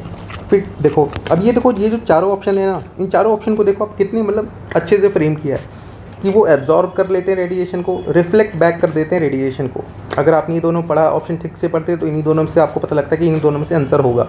फिर यहाँ पे अर्थ सरफेस की बात कर रहा है कि have a low temperature on the cloudy night, ये भी होता है, लेकिन वो उसका रीज़न नहीं होता कि ड्यू टू फॉर्म क्यों नहीं हो रहा है, ठीक है। और cloud deflect the blowing wind to the ground level. फिर देखो 42nd कॉन्स्टिट्यूशन ऑफ अमेंडमेंट कहता है इंट्रोड्यूस करता है article placing the election of prime minister beyond judicial review. तो 42nd अमेंडमेंट तो उस चीज़ को वापस वो करने के लिए था ना, कि ये तो है, ये 42nd अमेंडमेंट ने की थी, तो पहला स्टेटमेंट ऐसे गलत हो जाएगा। सुप्रीम कोर्ट इंस्ट्रक्ट करता है 1999 as being violative of independence of judiciary, तो हाँ ये भी सही है, ये दोनों पहला गलत, 2 ओनली है, इसमें आ जाएगा आंसर। अब देख लो कितने सिंपल क्वेश्चन आते हैं कि नॉर्मली अगर आपने लक्ष्मीकांत की रीडिंग की हुई है और थोड़ा सा अगर आप लॉजिकल सोच रहे हो तो क्वेश्चन आराम से सारे हो जाते हैं। मोशन जो इम्पीच करने का जज of supreme court can not be rejected by speaker of the Lok Sabha as per जज, ये कौन सी बात है, क्यों नहीं कर सकता? स्पीकर के पास पावर होती है किसी भी वो करने के लिए। पहला तो आपका सीधा सीधा गलत हो जाएगा, ये देखो 3 4 3 कॉमन है, 4 इसमें आप देख लो, बाकी ऐसे देख लेते हैं। The constitution of India defines and gives details of what capacity and proved misbehaviour. Constitution कोई भी चीज़ डिफाइन नहीं करती है, मैं पहले भी बता चुका हूँ और सारी वीडियोस में भी, कॉन्स्टिट्यूशन कुछ डिफाइन नहीं करता। तो दूसरा तो आपका सीधे सीधे गलत होगा, दूसरे एक ही जगह है। चलो, the details of the process of impeachment of justice supreme court are given in the जजेस इंक्वायरी एक्ट, तो ये पता नहीं, देख लेते हैं। If a motion of impeachment of जजेस taken up for voting the law requires the motion of the each house of parliament supported by the majority of total members of और not less than 2/3 voter present in voting. तो हाँ 3 और 4 इसमें आपका ऐसे आ जाएगा सीधे, 4 आपको पता है। 9 शेड्यूल जो है वो इंट्रोड्यूस किया है प्राइम मिनिस्टरशिप ऑफ किसके, जवाहरलाल नेहरू। अब देखो 9 शेड्यूल हुआ था, 9 शेड्यूल से क्या था, फर्स्ट अमेंडमेंट, और फर्स्ट अमेंडमेंट का ही क्वेश्चन कब आ गया, 2023 में आया हुआ है, राइट। देख लो ऐसे ही क्वेश्चन फ्रेम होता है, ऐसे पढ़ने से आपको थोड़ा वो मिलता है कि कौन से टॉपिक आएंगे, आप थोड़ा वो निकाल सकते हो सॉल्व करने के लिए। कोल सेक्टर देखो, कोल सेक्टर का यहाँ दिया हुआ एग्जाम्पल, और coal bearings coal controller organisation का CCO का क्वेश्चन आया था 2022 में। Coal sector was nationalised with the government under Indira Gandhi, now coal को एलोकेटेड ऑन लॉटरी बेसिस, ठीक है। Till recently India imported coal meet the shortages of domestic supply but now India is self reliant in coal production. ये तो सीधी सीधी गलत statement है, क्योंकि India अभी भी कोकिंग कोल का क्या नाम इंपोर्ट करता है, तो तीसरी आप काट दोगे, 1 ओनली आपका सीधे आ जाएगा। आपने ये दोनों चीज़ें नहीं पढ़ी हैं कहीं पे तो भी आपका आंसर आ गया, एक सिंपल से लॉजिक से, सिंपल सा सोचने से कि ये वाली स्टेटमेंट पढ़ के। फिर देखो, consider following in the parliament prevention act exempt सर्वल force from disqualification on the ground of office of profit, तो हाँ हो सकता है। The above mention act was amended 5 time, ठीक है। The term office of profit is well defined in the constitution of India, देखो वही चीज़ statement यहाँ पे भी है कि कॉन्स्टिट्यूशन ऑफ इंडिया डिफाइंस, यहाँ पे भी है कि defined by the constitution of India, तो ये भी गलत है, कॉन्स्टिट्यूशन ऑफ इंडिया डिफाइन नहीं करता है। तीसरी काट दो, 1 और 2 सीधे आंसर आ गया। आपने ये दोनों चीज़ें नहीं पढ़ी थी फिर भी आपका आंसर आ गया, राइट। देख रहे हो, तो ऐसी चीज़ों में देखो ये चीज़ आपको तभी पता लगेगी कि कॉन्स्टिट्यूशन ऑफ इंडिया डिफाइन नहीं करता कि चीज़ों को। बहुत एक ही 2 चीज़ें हैं लिमिटेड जो मैंने PDF में ऐड की हुई हैं पॉलिटी की, अगर आपने उसको ले रखी हैं तो उसमें आपको मिल जाएगा क्या क्या चीज़ें डिफाइन की हैं, क्या नहीं डिफाइन की हैं, राइट, और कौन सी चीज़ें मेंशन है और डिफाइन है, कौन सी चीज़ें मेंशन है जो डिफाइन नहीं है, ठीक है। इनको सारी चीज़ें आपको पता लग जाएगी। अभी under which schedule of the constitution of India के अंदर transfer of tribal land to private parties for mining भी डिक्लेयर्ड नल एंड वॉइड, तो 5th और 6th शेड्यूल ही है, तो इसमें 6th शेड्यूल का ऑप्शन नहीं है, 5th शेड्यूल का ऑप्शन है, तो यहाँ से हो जाएगा आपका direct. Particularly vulnerable tribes, 18 states, 1 union territory, stagnant declining population है, 1 क्राइटेरिया है, 99 PVTGs हैं, इरकोंडी ट्राइब्स जो इंक्लूडेड इन द लिस्ट हैं, ठीक है। ऑप्शन क्या कह रहा है, 3 का दिया हुआ है, मतलब 4 में से 3 तो सही है, मतलब 1 गलत है। यहाँ पे आपको 1 गलत ढूंढनी है, कौन सी है। अब देखो यहाँ पे क्या होता है ना, अभी देखो UPSC जब ऐसे क्वेश्चन बनाती है, एक स्टेटमेंट है यहाँ पे, ठीक है, एक स्टेटमेंट है, यहाँ पे 2 फैक्ट हैं, 18 स्टेट्स एंड 1 यूनियन टेरिटरी, और यहाँ पे एक फैक्ट दिया हुआ है 95 PVTG, और यहाँ पे 2 फैक्ट हैं, इरावलर और कोंडी ट्राइब। तो ऐसे क्वेश्चन में मोस्टली क्या होता है ना UPSC की, जहाँ पे एक फैक्ट है, 1 फैक्ट मोस्टली चांसेस होते हैं कि वो गलत होंगे, और जहाँ पे 2 फैक्ट होते हैं ना, 2 और मोर फैक्ट, वो चांसेस होते हैं कि वो क्वेश्चन वो सही हो, ट्रू हो। कैसे, इसका एग्जांपल मैं आपको बताता हूँ। जैसे आपने वो देखा होगा टी बोर्ड का क्वेश्चन है, टी बोर्ड का क्वेश्चन है 2022 के पेपर में, उसमें देखोगे एक क्वेश्चन है जिसमें इसका हेडक्वार्टर दिया है बेंगलुरु का, ये बेंगलोर में है, और एक कहता है कि इसके दुबई और मॉस्को में भी ऑफिस हैं। तो जहाँ पे 2 फैक्ट हैं, दुबई मॉस्को वो सही है, बेंगलोर वाला ऑप्शन उतना सही नहीं है। ऐसे ही AI एयर क्वालिटी का आया हुआ है 2022 के पेपर में, एक है जहाँ पे डिटेल में पूरी फैक्ट के साथ 3-4 फैक्ट दिए हुए हैं कि PM10 कितना होना चाहिए, PM2.5 इतना होना चाहिए, उसका एनुअल ये होना चाहिए, तो वो वाली स्टेटमेंट सही है। और एक स्टेटमेंट जहाँ पे सिर्फ एक फैक्ट दिया हुआ है कि PM2.5 PM10 जो लंग में वो हो सकता है एक फैक्चुअल, वो वहाँ पे गलत है, राइट। तो ऐसी बहुत सारी स्टेटमेंट है जो मैं आपको बता सकता हूँ जहाँ पे मतलब मैंने ये ऑब्जर्व किया UPSC के स्टेटमेंट्स में, जहाँ पे अगर एक फैक्ट है तो मोस्टली चांसेस होते हैं गलत होने के, और 2 फैक्ट है तो मोस्टली चांसेस उसी को स्टेटमेंट में तो वो सही होते हैं, ठीक है। तो यहाँ पे क्या हो जाएगा आपका, अगर आप 3 काट दो तो 1 2 4 यहाँ पे आपका आंसर आ जाएगा। With reference to the Constitution of India, prohibition or limitation of provision act under ordinary laws cannot act as a prohibition or limitation on the constitutional power under 142. अब यहाँ पे देखो ध्यान दो, आर्टिकल 142 की बात कर रहा है, ठीक है। अब यहाँ कह रहा है इलेक्शन कमीशन ऑफ इंडिया, ठीक। यहाँ पे किस चीज़ की बात कर रहे हैं, यहाँ पे बात कर रहे हैं सुप्रीम कोर्ट, ठीक। In the event of financial crisis president can declare financial emergency और स्टेट लेजिस्लेचर, ठीक है। अब यहाँ पे क्या है, 142 आर्टिकल है। अब अपने को ये पता है कि अगर आपने लक्ष्मीकांत का एक बार भी अगर रीडिंग की है या फिर थोड़ा आर्टिकल वाला चैप्टर्स देखे हैं थोड़ा सा, तो आपको ये पता होगा कि 142 जो है उसमें या तो यूनियन की चीज़ें आएंगी, राइट, या तो सुप्रीम कोर्ट से रिलेटेड यूनियन वाला ही पार्ट उसमें चलता रहता है 150 के अराउंड तक, ठीक है। तो फाइनेंशियल इमरजेंसी पहले नहीं होगी, फाइनेंशियल इमरजेंसी 360 होती है, आपने अगर सीधे सीधे पढ़ा है तो ये सीधे ऑप्शन काट दो। स्टेट लेजिस्लेचर भी काफ़ी बाद में आता है, राइट, तो ये भी आप हटा दो। अब बच गए दो चीज़ें, इलेक्शन कमीशन, सुप्रीम कोर्ट। और इलेक्शन कमीशन भी आप देखोगे 300 कुछ पे आता है, राइट, पार्ट 20 में है, क्योंकि इलेक्शन कमीशन किस में है आपका, पार्ट 15 में। इलेक्शन कमीशन इलेक्शन पार्ट 15 में आई थी, और 20 पे आपका ये है नेशनल इमरजेंसी, राइट। तो सुप्रीम कोर्ट ही बचा आपका सीधे सीधे, अगर थोड़ी सी अंडरस्टैंडिंग से, अगर आपको ये नहीं पता है तो भी। फिर देखो, with reference to legislative assembly of the state the governor makes a customary address to the member of the commission of the first system where when a legislature does not have a rule on the particular place follow the rule Lok Sabha on that matter। तो हाँ, both 1 and B दोनों चीज़ें सही है। एक simple सी statement है, थोड़ी सी polity की नॉलेज आप कर लेते हैं। फिर देखो, United nation convention against corruption has a protocol against the smuggling of land air, और यहाँ पे करप्शन की बात कर रहा है, यहाँ पे स्मगलिंग ऑफ माइग्रेंट की बात कर रहा है। अब यहाँ पे UNCAC first ever legally binding बोल रहा है ये, ठीक है। High highlight of the United Convention on Transnational Organized Crime is the inclusion of specific charter aimed at returning assets to their rightful owner from they have been taken illicitly। ये corruption की बात ये कर रहा है, लेकिन यहाँ पे स्टेटमेंट दी हुई है इसकी ट्रैफिकिंग की, और यहाँ पे ट्रैफिकिंग के लिए ये है ऑर्गेनाइजेशन ऑर्गेनाइज क्राइम के लिए, लेकिन यहाँ पे असेट्स की बात कर रहा है। तो कहीं ना कहीं ये देखो, ये जो दोनों स्टेटमेंट है ना, पहली और तीसरी, ये क्या यहाँ पे क्या स्वैपिंग हुई है। मोस्टली क्वेश्चन भी यूपीएससी करती है। एक और क्वेश्चन अभी आपको दिखाऊंगा ARBR का, वहाँ पे भी यूपीएससी ने स्वैप कर रखा है। तो जहाँ पे भी दो चीज़ के बारे में अगर कंपैरिजन हो रहा हो तो मोस्टली क्वेश्चन यूपीएससी स्वैप कर देती है स्टेटमेंट को, इस चीज़ पे बहुत ध्यान दिया करो। तो यहाँ पे क्या है, पहले तीसरे में स्वैपिंग की गई, तो पहली तीसरी सीधे सीधे गलत हो जाएगी, राइट। 2 and 4 सीधे आंसर आ गया आपका कि ये लीगली बाइंडिंग, और ये देखो यूएन मैंडेटेड है, दोनों को करनी है। फिर देखो ये तो इंडियन फॉरेस्ट एक्ट 1927 का है, bamboos grown on the forest areas. फिर क्या बोलता है, शेड्यूल ट्राइब रिकॉग्निशन 2006 का, bamboo is a minor forest. हाँ, एक schedule tribe forest revision act allows ownership of member minor forest produce to forest developers. तो ये भी सही है, 2 and 3 सही है, पहली गलत है क्योंकि 1947 इस चीज़ से डील ही नहीं करता है, राइट। तो एक बार क्या करना, गूगल करके ये जितने एक्ट है ना, बेयर एक्ट, इनको पढ़ लेना अच्छे से, इनके टॉपिक जैसे FR ये इंडियन फॉरेस्ट 1927 हो गया, उसके बाद ये FRA एक्ट जो है ये 2006 वाला हो गया। इसी से क्वेश्चन देखो आपका 2021 या 2022 में भी आया हुआ था कि क्रिटिकल वाइल्ड लाइफ हैबिटेट, नहीं तो वो तो उसका आया था, WPA का क्वेश्चन था, WPA 1972 का, ठीक है। NGT से रिलेटेड क्वेश्चन आते रहे, तो 10-12 ही एक्ट हैं ये इन्वायरमेंट सेक्शन से रिलेटेड, इनको अच्छे से पढ़ लेना पूरा। फिर देखो, the article of the constitution of India safeguard 1 right to marry, article 21, सीधा सीधा क्वेश्चन।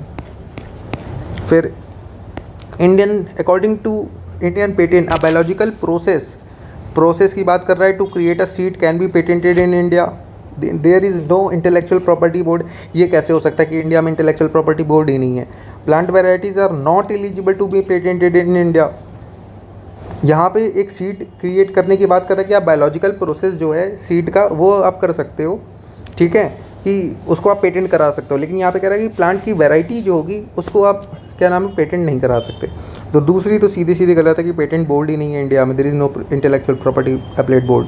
तो अपीलेट बोर्ड तो होगा, ठीक है। और ये हो गया। अब ऑप्शन में क्या रह गया, 1 3 ओनली, 1 और 3 ओनली। तो अब यहाँ लिखा है बायोलॉजिकल प्रोसेस, तो किसी प्रोसेस को आप कैसे पेटेंट करा सकते हो, राइट, मोस्टली। तो तीसरी भी मेरे हिसाब से पहली तो गलत होगी, तो इसमें आंसर आपका 3 ओनली आना चाहिए। Plant and varieties are not eligible to, क्योंकि प्लांट वेराइटीज़ अगर एलिजिबल नहीं है पेटेंट के लिए तो आप बायोलॉजिकल प्रोसेस को कैसे वो कर सकते हो, और वो तो एक प्रोसेस है, उसको आप पेटेंट क्यों कैसे कराओगे, और वो भी एक सीड बनाने के लिए इंडिया में। इन्वायरमेंट प्रोटेक्शन 1986 है, अब ये बोलता है state the requirement of public participation, state the requirement process and the procedure and manner in which it is sought. तो ये तो आई थिंक नहीं है कि प्रोसीजर और मैनर में कि किस मैनर में आप बताओगे, कि ये तो थोड़ा वो लग रही मुझे बनाई हुई statement. Is lay down the standard for the emission of discharge environment pollutant from various sources, lay down the standard for emission of discharge, lay down the standard for emission और discharge of environment pollutant from various source. तो मेरे हिसाब से ये भी नहीं है कि इन्वायरमेंट प्रोटेक्ट वो ये क्यों लिखेगा, स्टैंडर्ड्स क्यों है, वो तो किसी अथॉरिटी को वो करेगा ना, कि अथॉरिटी होगी वो करेगी, उस एक्ट के अंदर थोड़ी ना ऐसा स्टैंडर्ड और इमिशन दिए होंगे। तो I think neither one neither two होना चाहिए इसका answer.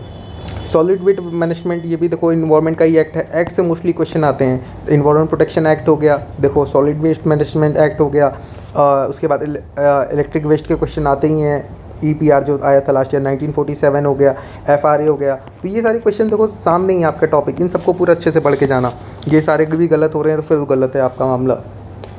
Solid waste management India, waste generator है to segregate waste into the 5 categories.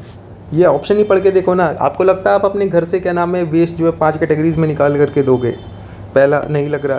Rules are applicable to notified in the urban notified towns and all industries only. तो rural area में नहीं होती, ये कौन सी बात है, हर जगह होंगे भाई, वेस्ट जहाँ जहाँ होगा वहाँ वहाँ रूल फॉलो होंगे।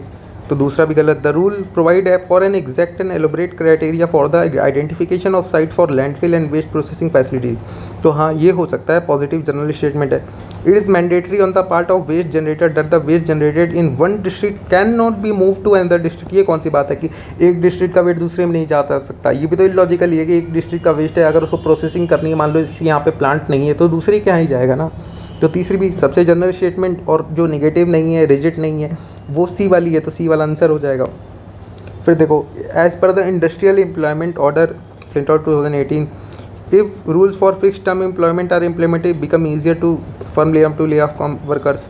तो हाँ ये तो अच्छी बात है, एक फिक्स टर्म होगी। जैसे अगर मेरे साथ ये हो गया कि हमें आपको 2 साल के लिए एक फिक्स टर्म के लिए आपको काम करना है, फिक्स टर्म के लिए आप काम कर रहे हो या 6 महीने के लिए आपको कंपनी रख रही है, तो उसको ले ऑफ करने में आसानी होगी। It no notice of termination of employment shall be necessary in case of temporary workman. हाँ टेम्प्रेरी वर्कमैन है, ऐसे ही आपने रखा है तो उसको नोटिस किस लिए दोगे कि वो 2 दिन के लिए काम करने के लिए, 1 वीक के लिए आपके पास आया काम करे, तो उसको फिर आप नोटिस भी दोगे निकालने के लिए, वो तो टेम्प्रेरी वर्कमैन है। तो बोथ 1 और 2। फिर देखो सर्विस एरिया अप्रोच, ये तो अगर आपने पढ़ी होती तो आप कर लेती, क्योंकि ये PYQ है, ये UPSC ने पहले भी पूछ चुकी है, लीड बैंक स्कीम। फिर देखो which reference to the minor mineral, sand is a minor mineral according to the prevailing law in the country. तो सैंड तो माइनर मिनरल मेरे हिसाब से तो होगा, क्योंकि सैंड इतना पतला सा होता है, छोटा सा, तो माइनर मिनरल में ही होना चाहिए। अब यहाँ पे क्या है, state government have the power to grant mining leases of minor minerals but the power regarding the formation of rule related to the grant of minor lie with the central government. अब 2 चीज़ें दी हैं, तो यहाँ पे कि उसके rules and regulation के लिए सारी चीज़ें सेंट्रल गवर्नमेंट रूल बनाती है, लेकिन उसकी जो माइनिंग लीजेस के लिए स्टेट गवर्नमेंट रिस्पॉन्सिबल है। तो ये चीज़ तो मुझे थोड़ा दिक्कत लग रही है कि सेंट्रल गवर्नमेंट अब बनाएगी फिर स्टेट उसको फॉलो करेगी, थोड़ा मिसमैच हो जाएगा इतना। तो और इसमें चांसेस भी थोड़े गलत हैं होने के स्टेटमेंट के। State government have power to frame rules to prevent illegal mining of. हाँ तो ये है, अब यहाँ पे कह रहे हैं स्टेट गवर्नमेंट के पास पावर है कि इलीगल माइनिंग को रोकने के लिए बनाए। तो हाँ हो सकता है, क्योंकि जो वो होते हैं, आपने सुना भी हो कहीं पे कि जैसे जो होते हैं ना बालू चोरी करने वाले जो लोग होते हैं, उनके लिए भूखनन माफिया, उसके लिए राज्य सरकार बनाती है, राइट। तो तीसरी तो सही लग रही है और पहली भी सही है, दूसरी में डाउट है, तो दूसरी तो गलत ही है वैसे। 2 और 3 आपका सीधे हो जाएगा। Most of the India's external depth is owned by government entities, all of the India's external depth is denominated in US dollar. दूसरी स्टेटमेंट सीधे सीधे आप काट सकते हो, क्या पता यूरो में भी हो, जापान की येन में भी हो, रेनमिन में भी हो, राइट। तो दूसरा ऐसा नहीं कह सकते आपकी सारी US डॉलर में ही डिनोमिनेटेड है, ठीक। और most of the external depth is owned by government entities, तो इसमें आपका हो सकता है कि कुछ लोग 1 ओनली लगा के हैं, कुछ नीदर लगा के हैं। 2 ऑप्शन तो आपके सीधे सीधे कट गए, 50-50 में आपके चांसेस होते। तो वैसे इसका आंसर नाइदर 1 नाइदर 2 होगा, क्योंकि गवर्नमेंट एंटिटीज़ मतलब मोस्टली तो प्राइवेट सेक्टर के पास है, राइट, गवर्नमेंट एंटिटीज़ के पास उतना नहीं है। फिर not included in the assets of commercial bank in India, commercial bank किसी को एडवांस दे रही है, हाँ वापस मिलेगा, एसेट है। इन्वेस्टमेंट, आप कहीं इन्वेस्टमेंट कर रही है, उसकी एसेट है। Money at call short notice, ये हो गया। और डिपॉजिट, डिपॉजिट क्या होगा, डिपॉजिट तो नहीं होगा ना, अगर कोई डिपॉजिट करके जा रहा है फिर आपको उसको लौटाना भी तो है, वो आपकी एसेट कहाँ हो गई, वो तो लाइबिलिटी है आपकी। फिर in the context of India which of the following factors contributor to reducing the risk of currency crisis. Currency crisis को रिड्यूस करने के लिए क्या, foreign currency earning of Indian IT sector, तो हाँ है, ये रिड्यूस करेगा। कैसे, बाहर की तरफ से बाहर का पैसा आएगा, foreign currency earning of Indian IT sector.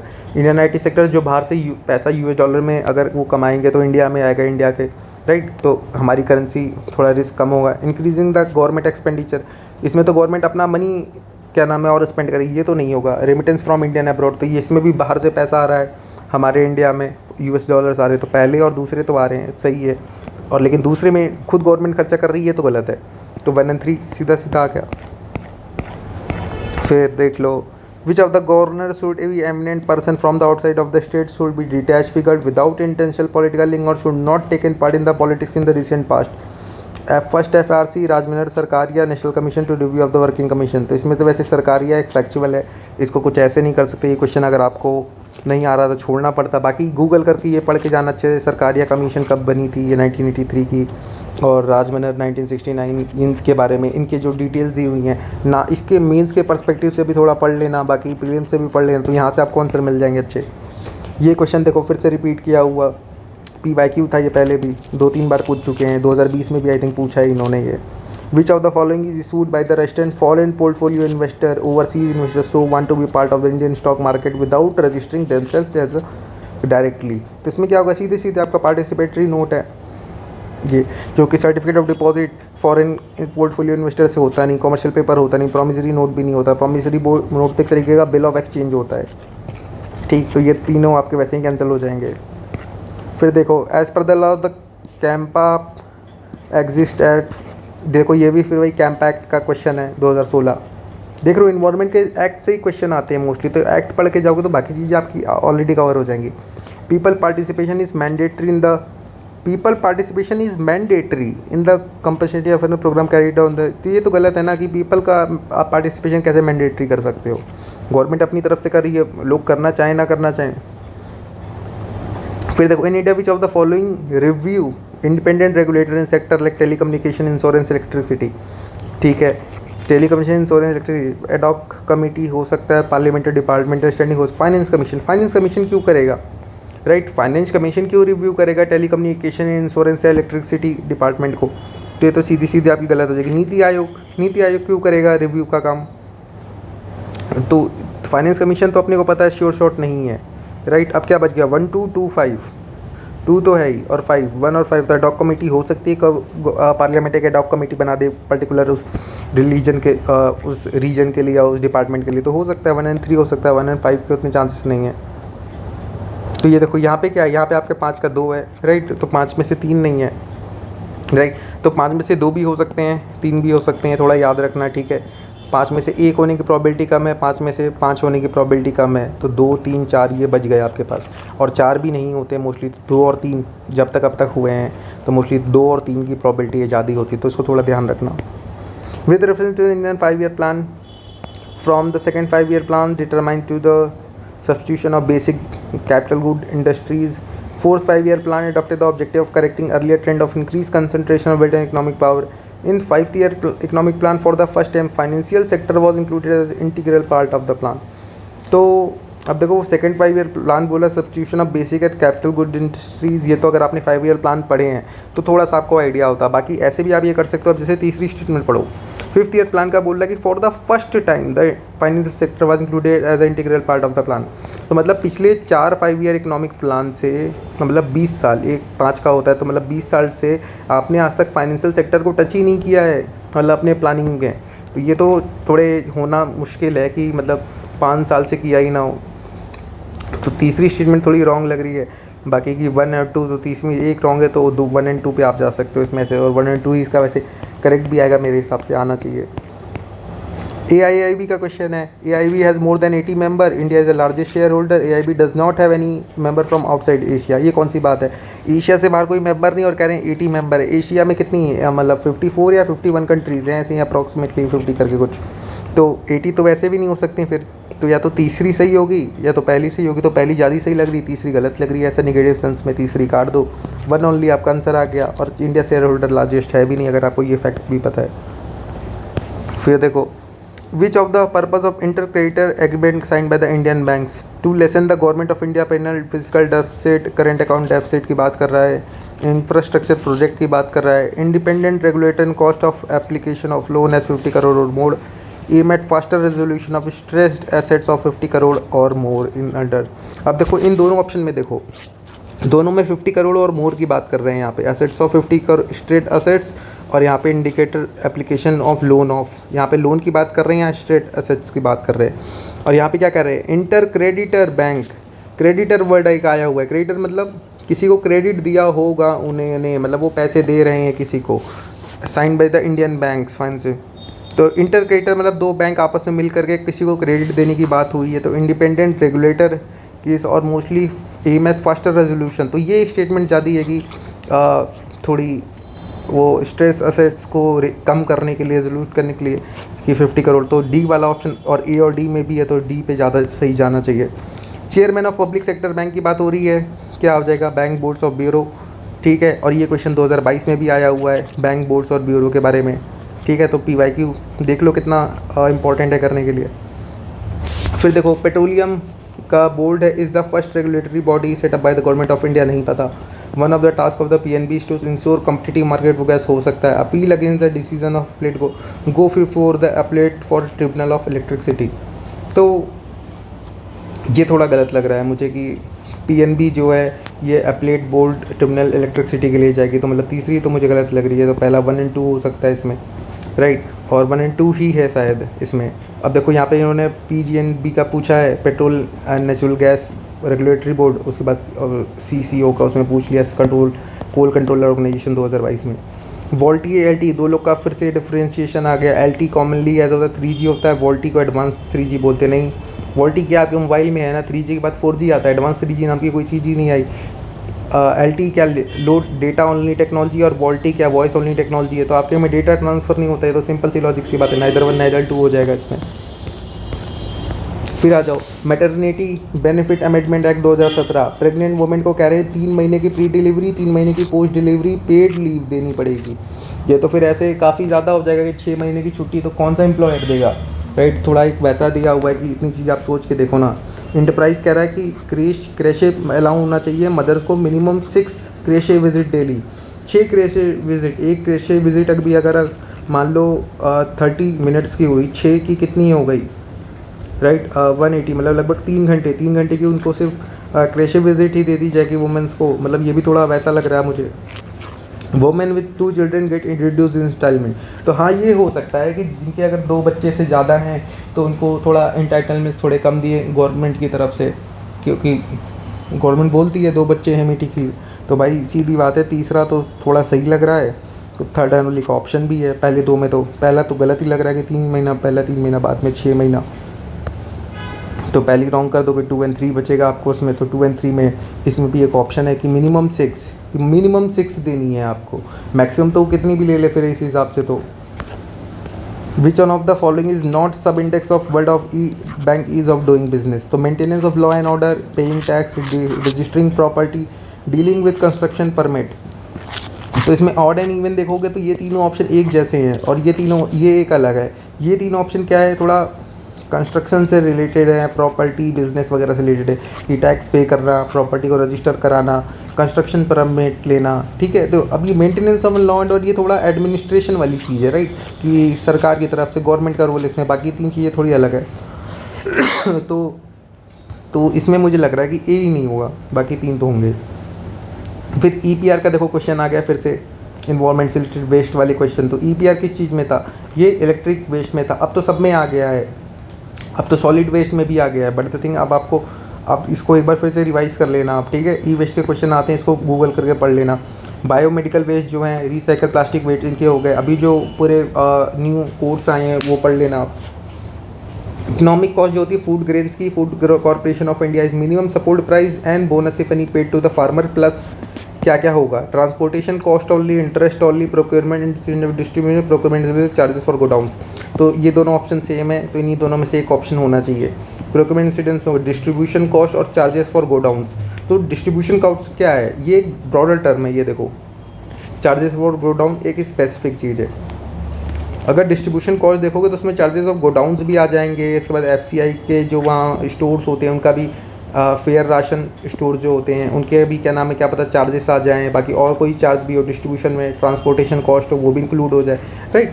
तो सारी चीज़ें डिस्ट्रीब्यूशन में हो सकती हैं। तो ये ब्रॉडर कॉन्सेप्ट है, इसलिए आंसर क्या होगा C. In the context of any country which of the following would be considered as part of a social capital. Literates की बात कर रहा है, स्टॉक ऑफ बिल्डिंग मशीन तो सोशल कैपिटल में क्यों नहीं आएगी, size of population working age की है, level of mutual trust and harmony. तो सबसे अच्छा यही लग रहा है, एक वही है कि mutual trust and harmony broader sense में बात कर रहा है, सोशल कैपिटल के बारे में बात कर रहा है, तो यही चीज़ है। वर्किंग पॉपुलेशन की भी उतना नहीं होगा, राइट। तो सी डी आ गया आंसर। फिर देखो कॉन्स्टिट्यूशन ऑफ इंडिया के बारे में, no high court shall have the jurisdiction to declare any central law to be constitutionally valid and amendment to the constitution of India can not be called into question by the supreme court of India. तो ये तो गलत है भाई, अभी इसके पहले हमने देखा 99 अमेंडमेंट वाला क्वेश्चन था, राइट। सीधा ये तो गलत हो जाएगा और पहला वाला सही है। One only purchasing power parity calculated by the comparing price of same basket of good services in different countries, हाँ ठीक है। In PPP India is the 6th largest economy. जब जीडीपी के टर्म्स में हम 5th पे हैं अभी, पहले मान लो 6th पे होंगे जब ये पेपर हुआ था, तो पीपीपी के टर्म्स पे तो और अच्छे होंगे ना, पीपीपी में तो हम 3rd नंबर पे आते हैं, तो ये तो सीधी सीधी आपकी गलत हो जाएगी, वन ओनली आ जाएगा। कल्टीवेशन ऑफ खरीफ क्रॉप्स के बारे में बोला कि area under rice cultivation highest है, ठीक है। Area under cultivation of jowar is more than oil seed, ठीक मान लेते हैं। Area of cotton cultivation is more than sugar cane, area under sugar cane cultivation is has steadily decrease. जहाँ पे भी ऐसे स्टेटमेंट आते हैं steadily increase steadily decrease, mostly गलत होते हैं, क्रॉस कर दिया करो, चौथा काट दिया, 1-3 आंसर आ गया आपका सीधे सीधे बिना ऐसा कुछ करे। फिर देखो among the agriculture commodities imported by which of the following account the highest import in the terms of value में पूछ रहे हैं in the last 5 years. Spices हमारे यहाँ होते हैं तो हम इंपोर्ट क्यों करेंगे मोस्टली, इसको काट दो। अब फ्रेश फ्रूट भी हमारे यहाँ मोस्टली होते हैं, पल्सेस भी होती है, वेजिटेबल ऑयल एक ऐसा आइटम है जो हमारे यहाँ नहीं होता, और पाल्म ऑयल की आपको पता ही कितनी दिक्कत चलती रहती है, हमेशा न्यूज़ में रहता है ये मोस्टली, तो सीधे आपका डी हो गया।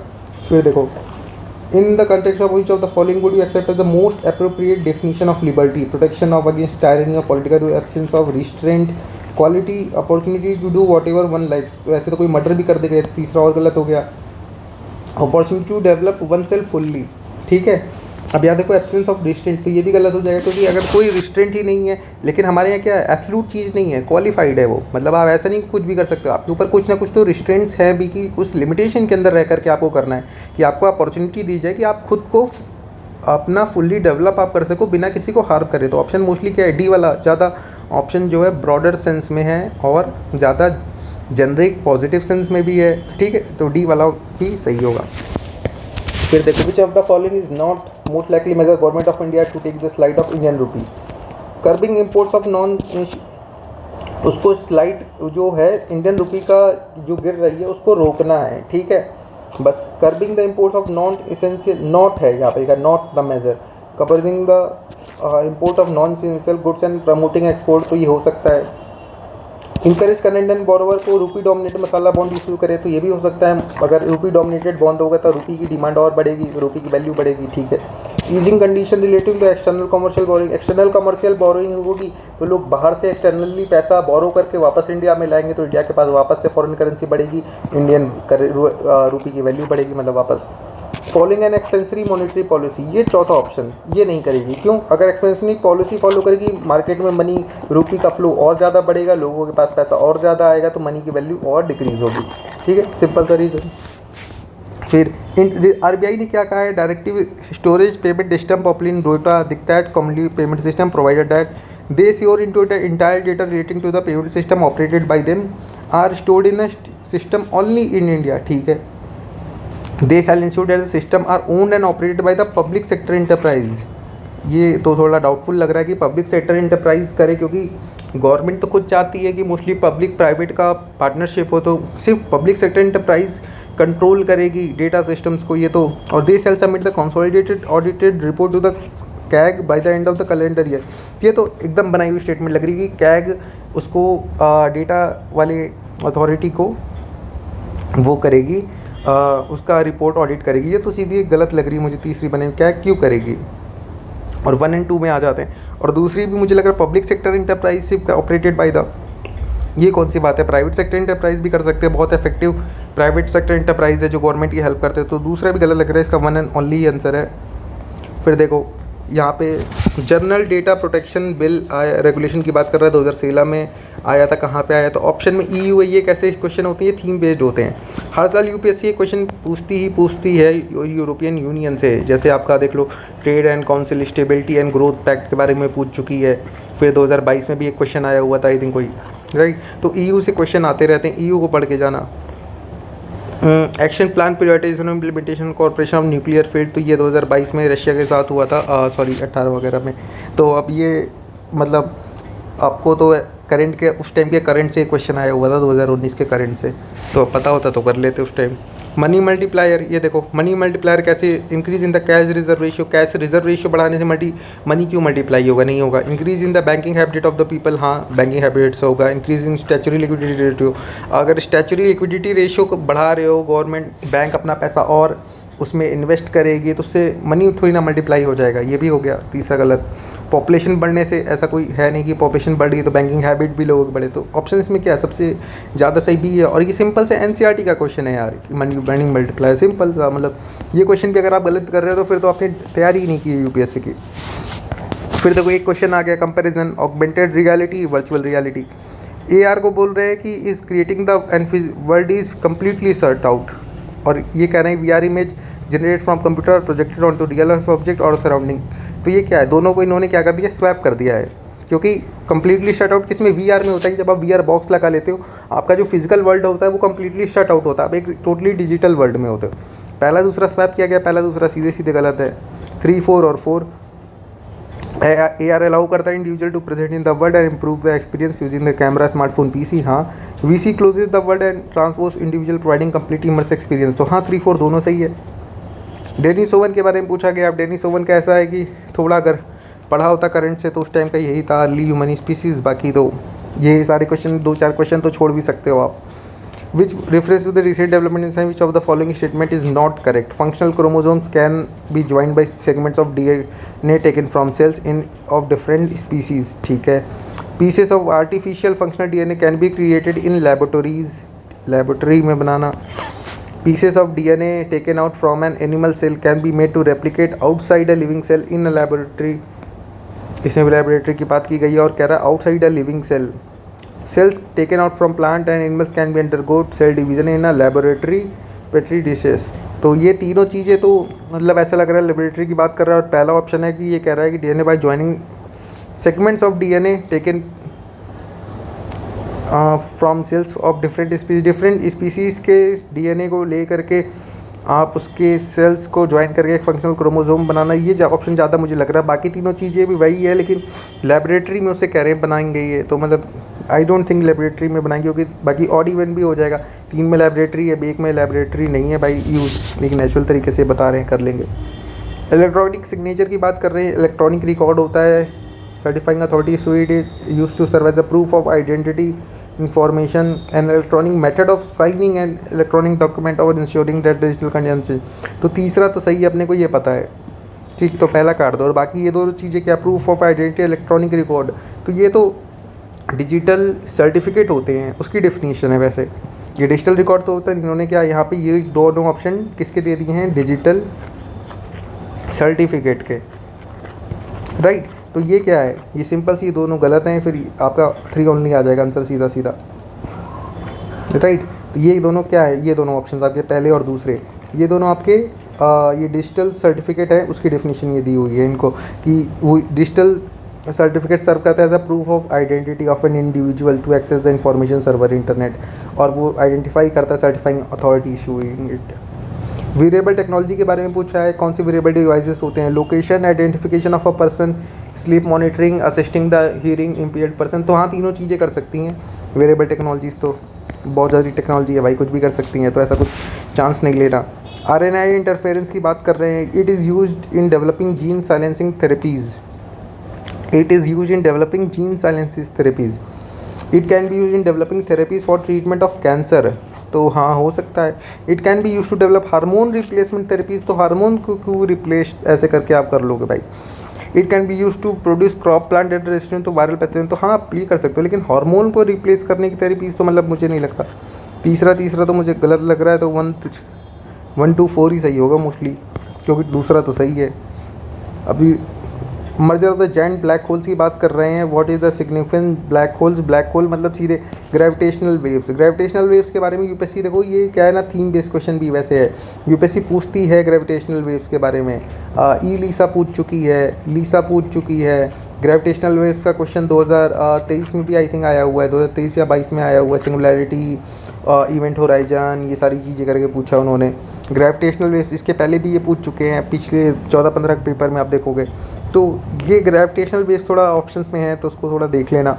विच of the following are reason for the occurrence of multi drug resistance in microbial pathogen? Genetic disposition of some people, ये तो नहीं लग रहा है। Taking incorrect doses of antibiotic to cure disease, तो ये तो श्योर शॉट है। Using antibiotic in the livestock farming, हाँ ये भी हो सकता है। 2 and 3 तो अपने को पक्का है। Multiple chronic disease in some people, ये हो भी सकता है तो नहीं भी हो सकता है। ऑप्शन में 2, 3 है, 2, 3, 4 का भी ऑप्शन है। ये दोनों तो वैसे ही हटा दो, या 2, 3 होगा या 2, 3, 4 होगा। बाकी इसमें 2, 3 लग रहा है, क्योंकि multiple chronic disease in some people, किसी को मल्टीपल क्रोनिक डिजीज़ है तो वो दवाई लेगा, खा लेगा ना। लेकिन यह पहला ऑप्शन पढ़ो, पहला ये कह रहा है कि टेकिंग ये incorrect doses of antibiotic to cure disease, कि मतलब इनकरेक्ट डोजेस ले रहे हो तो हो सकता है कि आपने इनकरेक्ट लिया, तो चौथा तो वैसे ही आपका वो हो जाएगा। तो मतलब मोस्टली इसमें 2 and 3 सही है।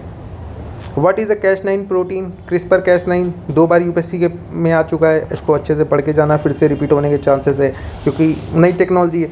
मॉलिकुलर सीजर है, हाँ तो ये है, एडिटिंग के लिए यूज़ होती है। बायोसेंसर्स है, प्लांट पेस्टिसाइड्स है, हर्बिसाइड रेपेसेंट है, तो ये सारी चीज़ें नहीं हैं। Which of the following is not correct? Hepatitis B is transmitted much like HIV, तो हाँ हो सकता है, क्योंकि देखो ये आपको पढ़ा होना चाहिए, क्योंकि ये PYQ है, बहुत बार पूछा गया है हेपेटाइटिस बी के बारे में। Hepatitis B unlike CBC does not have a vaccine, तो हो सकता है, नहीं हो सकता। Globally the number of hepatitis infected B are several times more than infected with HIV, तो हाँ हो सकता है, क्योंकि हेपेटाइटिस बी और C ज़्यादा कॉमन बीमारी as compare to HIV। Some of those infected with hepatitis does not show symptoms for many years, ये तो गलत लग रही है मुझे। और ये पूछ क्या रहा है? नॉट करेक्ट ना, तो ये भी हो सकती है, ये भी हो सकती है। बाकी यहाँ पे ये स्वैप भी कर सकते हैं। Hepatitis B unlike C does not have a vaccine, तो क्या पता हेपेटाइटिस C की वैक्सीन ना हो, B की हो, राइट। तो मेरे हिसाब से तो इसमें B ही है, कि क्योंकि नॉट करेक्ट में, क्योंकि वैक्सीन तो हेपेटाइटिस B की मेरे हिसाब से है। तो यहाँ पे देखो हमारे पूरे 100 क्वेश्चंस कंप्लीट हो गए। तो 100 क्वेश्चंस देखो मैंने डिस्कस कर दिए PYQ के 2019 के, तो 19 का पेपर भी हो चुका, 5 साल के पेपर हमने कंप्लीट कर चुके हैं। तो देखो यूपीएससी देखो यार 16 जून को है, ठीक है, तो अभी अपने पास तब भी टाइम बचा हुआ है, ठीक है, लगभग 2 महीने का टाइम बचा हुआ है। तो आराम से CSAT पे भी मैं एक वीडियो बना रहा हूँ, ठीक है। CSAT को इस बार कैसे कवर कर सकते हैं वो भी मैं थोड़ा जल्दी ले आऊँगा, टाइम मिल गया मुझे तो। बाकी अभी कितने हमारे 5 साल के पेपर और रह गए हैं, आई थिंक 14 के, 15 के, 16, 17 और 18, ठीक है। मैं कोशिश करूँगा कि जल्दी जल्दी ये पेपर को भी मैं डिस्कस कर दूँ, ओके।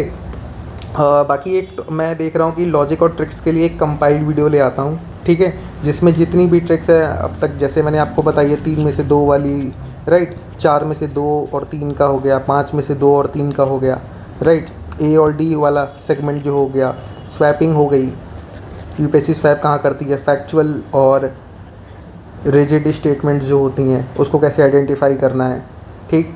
और क्या हो गया, मैचिंग में कहाँ कहाँ पे कहीं यूपीएससी गलत करती है, और PYQ रोल। तो ये सारी चीज़ें मैं सोच रहा हूँ एक वीडियो ले आता हूँ लॉजिक ट्रिक्स एंड इसकी कंपाइल में, जहाँ पे इन सारी चीज़ों का जो मैंने अब तक चीज़ें देखी हैं वो उसमें मैं डाल दूँगा। CSAT के लिए एक वीडियो मैं ले आऊँगा कि कॉम्प्रिहेंशन के लिए देखो मैंने एक वीडियो डाल दी है 2023 के पेपर की, कि कैसे कॉम्प्रिहेंशन सॉल्व किया करा जाता है।